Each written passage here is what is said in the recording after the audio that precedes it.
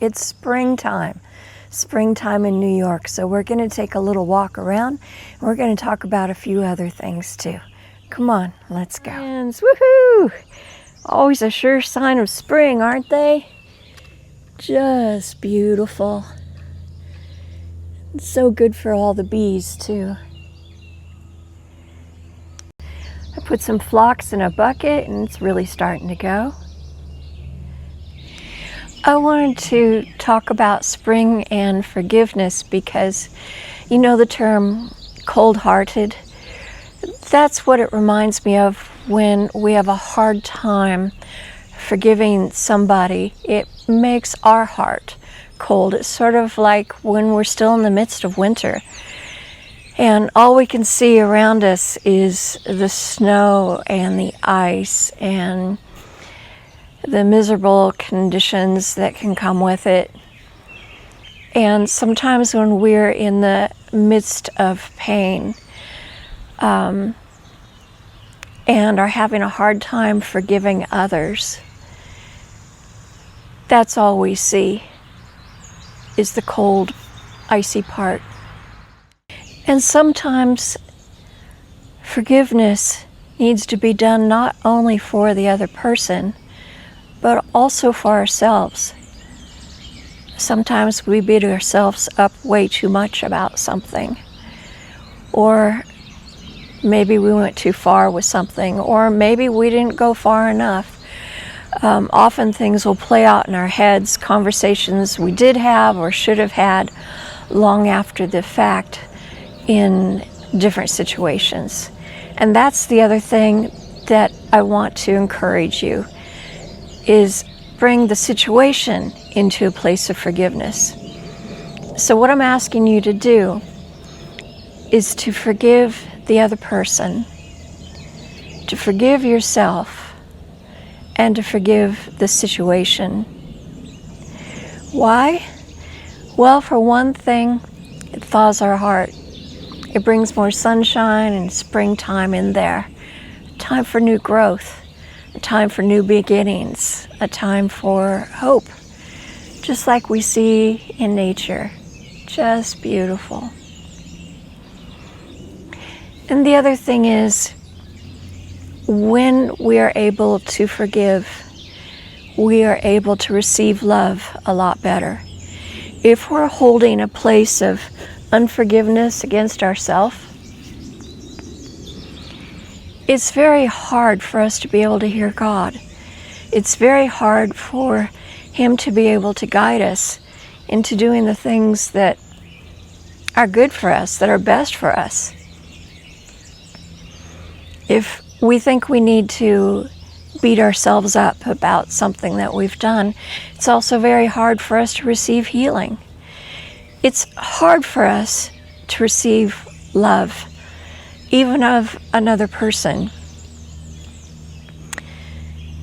For example, if you have a hard time accepting compliments, it's taken me a long time to be able to do that. And it's a place of being able to say thank you and acknowledge that you're appreciated in the work that you do. And a good chance to also acknowledge the big guy. But if you totally downplay it and won't receive that, that's a place of having a lower confidence. That's a place of, it's not humility. It's a place of still beating yourself up. So if you have that problem, it's time to go back over some of the things that may be popping up in your head, different situations about what you could have done or should have done or what you did do, and to forgive yourself. Also forgive the situation. I mean, different situations, as you know, there's triggers with all kinds of things. And maybe something happens that reminds you of how you were treated as a child.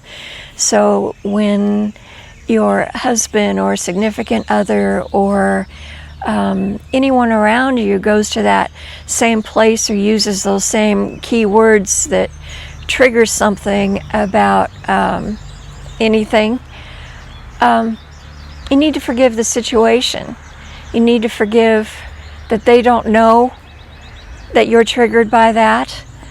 And also, different situations, sometimes we go into a fight or flight mode before we can really correct that and think of better choices.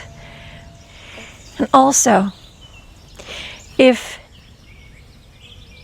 when you think of somebody or you're going through family photos, anything that brings up a person where you feel a little about it, or it makes you feel overly sad or angry, I mean, that means there's still forgiveness needed there. Even if they've already graduated and left their physical body, you can still forgive them. It's important for you. There's a scripture in the Bible that talks about don't come and make your offering. Leave it there and go. If you still hold unforgiveness for somebody in your heart, go and make peace. Then come back and make your offering to God. It's a good thing. It's a good thing to remember. Why not be that place of springtime? Why not have that place of joy in your heart? Why not allow the present moment to be one of joy?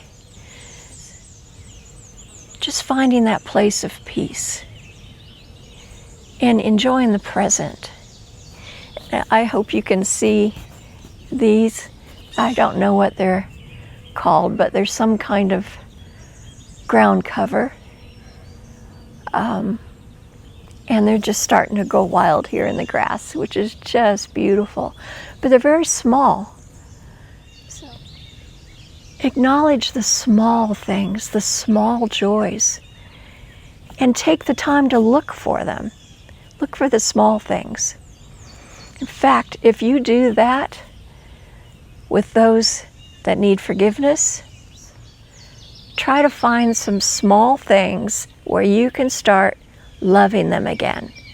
Different experiences, different memories. Look for the beauty. Look for the love. Because really, isn't that what Father does to us? He chooses, if we just ask Him, to forgive everything else and to just look at the love. So, this spring, let's do that. You'll enjoy the season and your day and your life a whole lot better. I love you. We'll talk again soon. Bye-bye.